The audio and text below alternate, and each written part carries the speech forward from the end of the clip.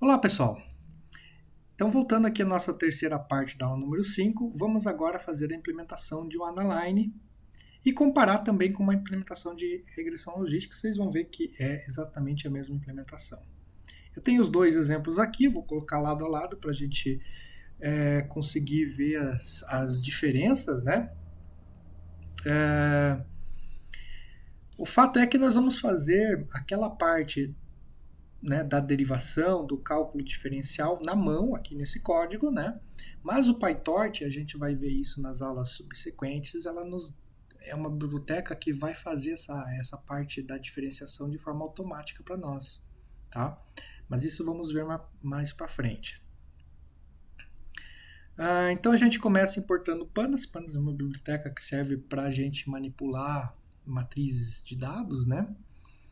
Matplotlib e o próprio Torch, tá? Nos dois lados. Montando aqui o dataset, né? Então vamos abrir o dataset, fazer o load dele. Deixa eu colocar bem certinho aqui. Então o que vocês vão perceber é que para o Adaline, que está aqui no lado esquerdo, nós vamos fazer uma classificação binária, onde os primeiros elementos, né?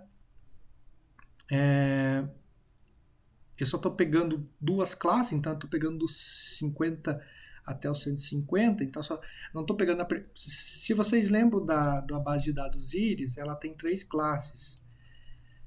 Nesse caso eu só estou pegando 100 elementos, né? Então eu só estou pegando duas classes.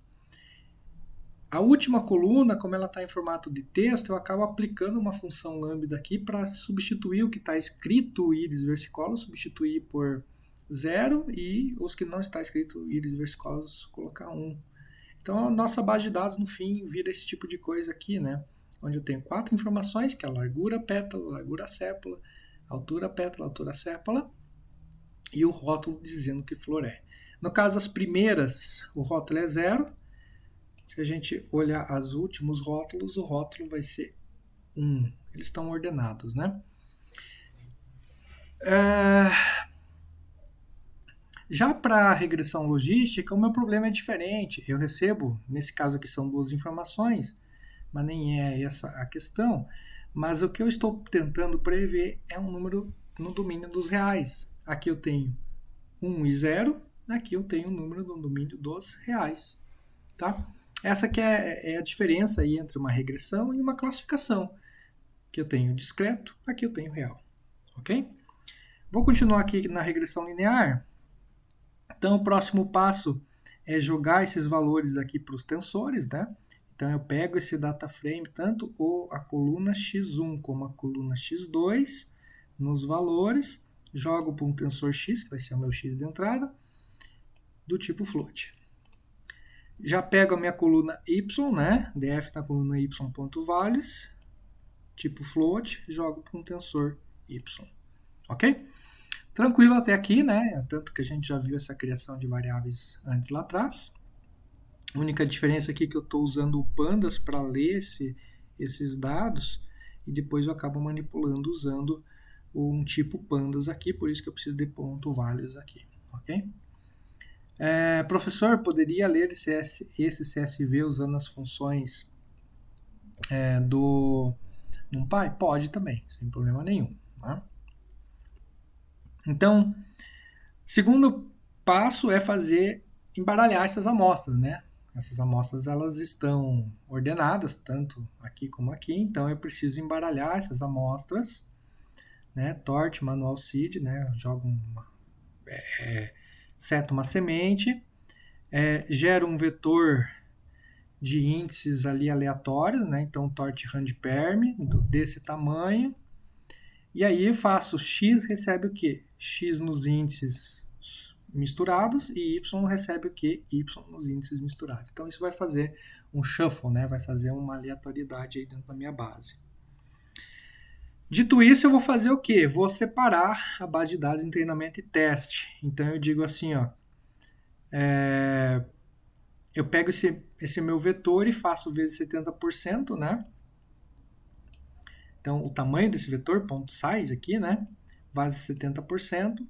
E aí eu digo que X treino recebe X nos índices aleatorizados do 1 até o 70.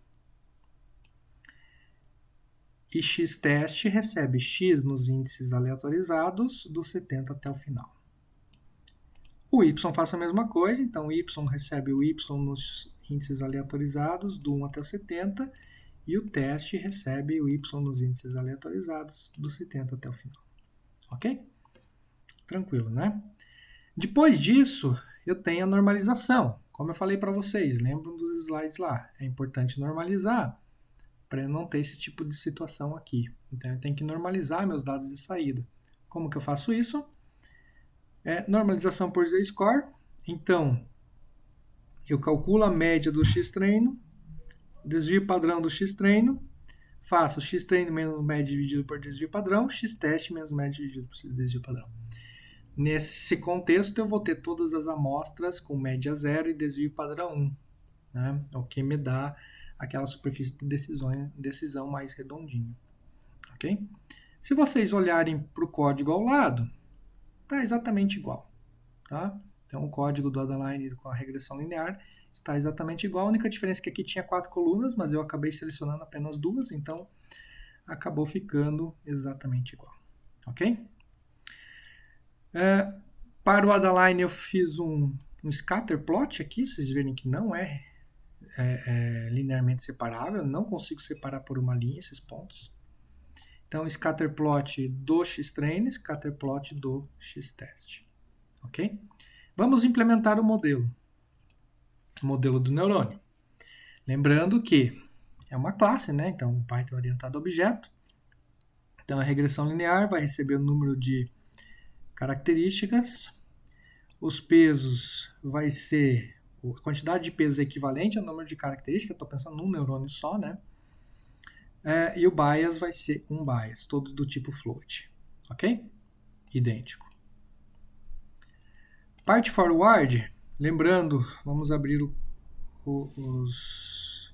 as equações aqui, né? Mais para trás, só para a gente poder acompanhar melhor.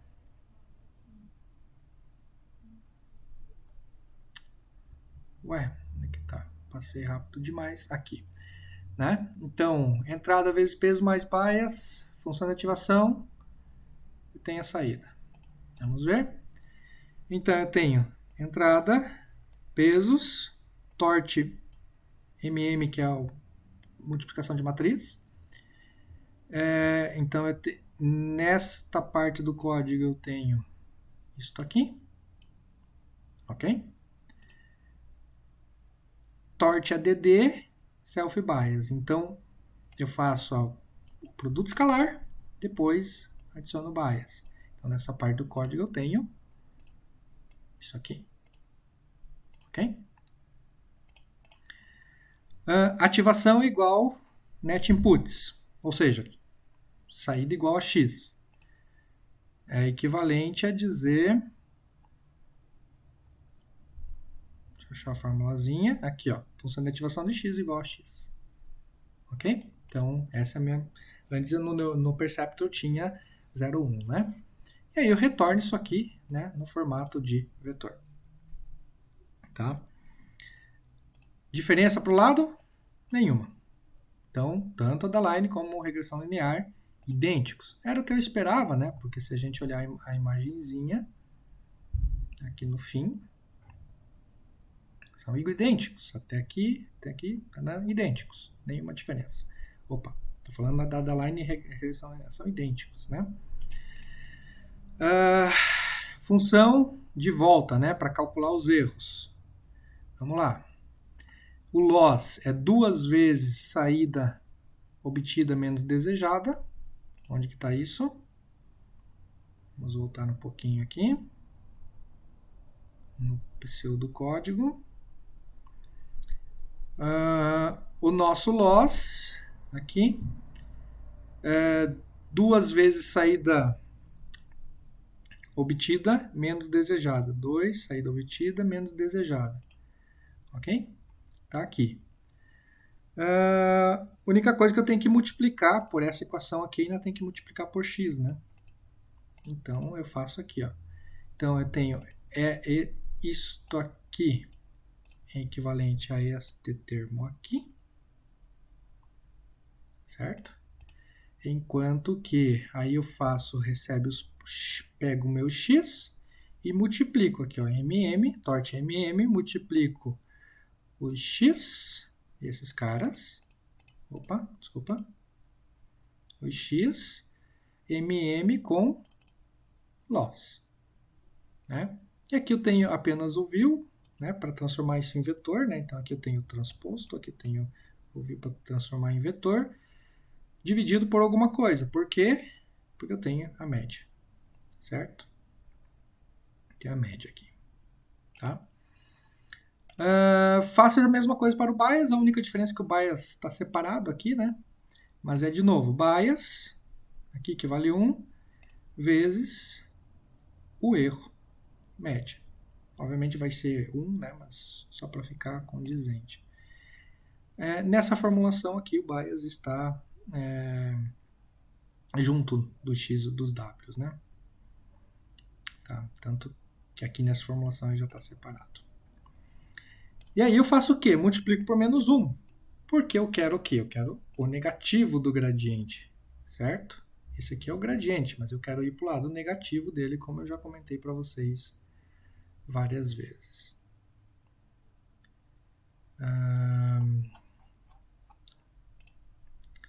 Se a gente olhar a implementação desse lado aqui, a função backward, deixa eu deixar bem parelhinho aqui para a gente poder olhar, tudo igualzinho, não tem diferença nenhuma, ok? Então vamos fazer a nossa parte de treino, a gente definiu como funciona o neurônio, vamos fazer a nossa parte de treino. Né? A parte de treino eu vou definir mais uma vez o loss aqui, como sendo o MSE, né? O quadrático médio, média, né? Médio, mean squared error. Embora ele já tenha sido também usado aqui em cima, mas vejam que aqui em cima não é exatamente o loss, né? Aqui é a parte da atualização dos pesos. Então, estou definindo meu loss aqui. Outra coisa que eu estou fazendo, agora vai ter uma diferença, né? Para o Adaline eu estou fazendo mini batch, para a regressão linear eu estou fazendo batch. Então, na regressão linear, faço um for para o número de épocas, né? Então a função treino vai receber os dados x, os dados y, o número de épocas que eu quero fazer e a taxa de aprendizado. Então, para um determinado número de épocas, calcule a saída do modelo usando forward. Ok? Faça o backward e veja quanto que esses gradientes vão mudar para negativo já, né? Qual é o acumulado dos gradientes? Estou fazendo essa parte aqui, o acumulado dos gradientes, certo? Dado o acumulado dos gradientes, faça taxa de aprendizado, né? Então, o novo peso é igual ao peso mais igual, né? Então, os novos pesos são iguais aos pesos antigos, mais taxa de aprendizado vezes o acumulado dos gradientes. O bias, mesma coisa. Então, aqui, ó, novo W é igual ao W atual mais o acumulado dos gradientes. Faltou aqui nessa formulação, embora a taxa de aprendizado, né? Ok. E apenas eu faço umas funções de log aqui para printar, né? O que é a função de log? Eu vejo todas as saídas, calculo todos os losses, né? E faço um print tanto no número de épocas aqui como o erro. Ok? Diferença para esse lado é que dentro aqui do eRange no épocas, né? Dentro do for do número de épocas, eu estou pegando todos os... Porque isso aqui é uma matriz, né? Que vem. Eu estou passando aqui o tamanho do mini batch também, tá? Um pouquinho para o lado aqui, só um pouquinho. Então, nesse caso aqui, eu estou fazendo um mini batch. Aqui eu estou fazendo para todo mundo, então estou fazendo um batch, aqui eu estou fazendo um mini batch, né? Então, nesse caso aqui, o que eu estou fazendo? dentro do número de épocas, eu separo um subconjunto, né? Então faço um split daqueles caras lá, daquele matriz grande, separo um subconjunto. E essa parte de forward, calcula gradientes. Deixa eu até colocar do lado a lado, ó, tá exatamente igual. A diferença é que eu passo não todo o x, como aqui eu passava todo o x, aqui eu passo x apenas no índice do mini-batch. Ok? Mas é igual. Eu só faço um log a mais para cada mini-batch e o log geral. Então, no fim das contas, é praticamente igual. Isso eu defino a classe e aí eu vou treinar o modelo. Tá? Deixa eu só rodar aqui. Se eu esqueci de rodar lá em cima. Acho que esqueci de rodar aqui em cima, desculpa. Então, rodei aqui, defino o modelo, rodei aqui em cima.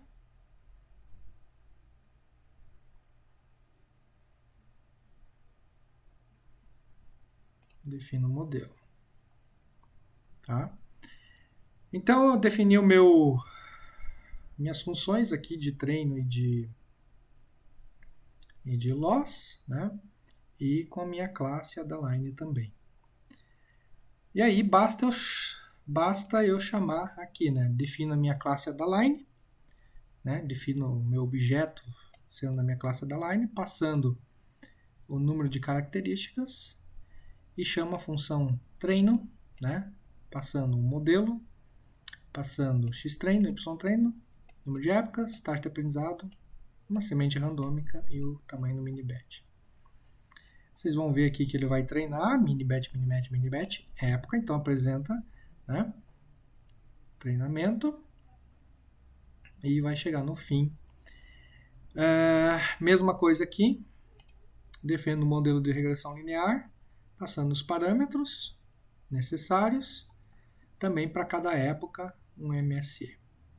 Vocês verem que os dois aprenderam, então começaram com um erro grande e aprenderam, começou com um erro grande e aprendeu. Ok? Ah, professor, mas aqui a regressão linear está menos ruidosa, né? Claro, você vai fitar uma reta por uma saída real, então esse aqui vai ser menos ruidosa, já a fitagem dessa reta para uma saída discreta, sempre vai ter algumas retas que vão errar, então você erra, ajusta, então no próximo passo você acaba aumentando um pouquinho o erro. Tá? E aí eu consigo, inclusive, dentro aqui da regressão linear, ver qual é a predição para os treinos e para os testes. Né? Então eu chamo a função model forward, tanto para o treino como para o teste, e eu consigo MSE os erros médicos quadráticos dos dois conjuntos de dados. Posso comparar com a solução analítica. Como assim, professor, solução analítica? Lembram, nesse slide aqui a gente viu que a regressão logística tem uma solução analítica dada por xt vezes x menos 1, inverso, né? xty. Vamos ver. Temos aqui, ó.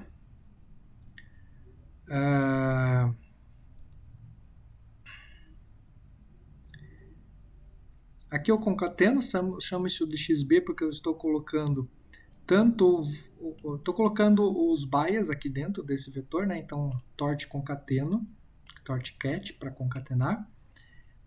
Crio um vetor de ones e concateno esse vetor x com esse vetor de ones. Então x concatenado com vetor de ones. Seto os pesos, né? Crio uma matriz de peso vazia.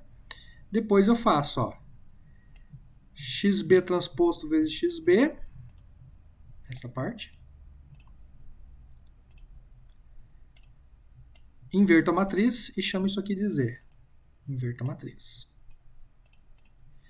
Esse z, vou multiplicar de novo, matmul, z por xt, xb transposto y. Então, matmul de xb transposto vezes y, xt transposto vezes y, essa parte aqui, basta multiplicar os dois pedaços agora. Então, matmul desse z mais aquele segundo pedaço, eu tenho os parâmetros. Eu só pego esses parâmetros e jogo para dentro de vetores aqui, separo eles, né, em W e B para poder mostrar. Plotando os parâmetros, 36, 38, 37. Quanto que eu obtive pelo método aproximado? 36, 37, 0,5. Ou seja, a solução por aproximação praticamente igual à solução analítica. Professor, a solução analítica é mais fácil e mais rápida, realmente. Mas lembrando que aqui estamos trabalhando com um neurônio apenas. A ideia da Deep Learning é que nós vamos trabalhar com milhares, bilhares, milhões de neurônios. A solução analítica é inviável nesses casos. Mesma coisa aqui, não muda nada. Tá? Vocês verem aqui que os parâmetros 0,7, 0,4, 0,4, 0,7, 0,4, 0,4. Ok? No fim das contas, nós temos que avaliar a acurácia, né? Nesse caso, aqui seria o R2, né? Sempre uma regressão a gente avalia o R2, uma classificação a gente avalia a acurácia. Então, nós podemos simplesmente apresentar... Não vou meter muito essa parte aqui no momento, mas nós podemos apresentar os dados de teste e medir quantas vezes alguma coisa esqueci de rodar, mas depois vocês podem rodar lá. Isso aqui apresentei os dados de teste e medir quantas vezes eu acertei ou errei. Tá? Peraí, vamos definir aqui então. Deixa eu rodar todo mundo, que daí vai certo. Foi, agora foi. Tá, então vamos lá. A acurácia aqui é justamente o que vai dar a diferença nas figuras. Aquela última figura que eu mostrei para vocês. Tanto a Adaline como a regressão linear, eles têm um core central igual, a única diferença é que a Adaline faz classificação, né? Positivo ou negativo, a Adaline não faz. Mas a forma com que eles atualizam os pesos é exatamente igual, né? Mas só que com a regressão linear a gente vai prever uma saída, né? E vai calcular o R2. Com a Adaline a gente vai prever uma saída e ver se está certo ou errado. Então a gente vai calcular a acurácia. Então a gente vai pegar o que? A gente vai pegar... a gente vai ver a acurácia primeiro dos dados de treino. Então vamos passar X treino para o meu modelo e vamos medir as predições. E depois eu vou fazer o seguinte: essas predições que estiverem maior, né, que 0,5 dá 1, ou seja, acertou, que tiver menor, errado. Mesma coisa para os testes, né? Onde for maior que 0,5 ativa, onde não for, coloca 0. Ou seja, acerta e não acerta, né? Porque isso aqui vai dar uma classificação baseada em ou acerta ou não acerta, né? Eu estou passando essa função de ativação aqui. No caso da base de dados de treino, 90% de acerto, da base de dados de teste, 96% de acerto. Podemos, igual o exemplo lá do Perceptron, plotar a superfície de decisão. Vocês veem que, embora eu trace uma linha que minimiza os erros entre ponto e reta, eu não consigo ter uma taxa de acerto adequada aqui, né? Porque o problema é não linearmente separável, ou seja, com uma reta eu não consigo separar todo mundo. Ok? Também tem um exercício aqui, né? Se eu modificar a função treino de tal forma que a base de dados seja misturada antes de cada época, porque aqui eu misturo a base de dados lá em cima, certo? Antes de começar o aprendizado. Mas se eu fizesse essa mistura dentro de cada época aqui, fizesse uma segunda mistura, será que isso melhoraria o nosso resultado? Fica aí uma dica para vocês tentarem implementar e ver o que está acontecendo, se isso ajuda ou não. Ok? Então fica aqui nos slides alguns links, né, para um pedaço do livro do professor Sebastian da parte de cálculo e também para um outro pedaço do livro do professor Sebastian, onde ele discute de novo essa parte de gradiente descendente estocástico, mini-batch, tá? Ver as diferenças. E nas próximas aulas nós vamos fazer o quê? Neurônios com funções de ativação não linear. Lembrando que como função de ativação a gente teve perceptron com a função degrau e agora o Adaline com a função de ativação linear. Nós vamos ver o que acontece se a gente colocar uma outra função de ativação. E a partir de agora, tudo mais ou menos funciona dessa forma. Vamos mudar isso aqui, qual é o efeito? Mudar isso aqui, qual é o efeito? Vamos juntar isso aqui, um monte junto, qual é o efeito disso? Ok? Muito obrigado, até mais.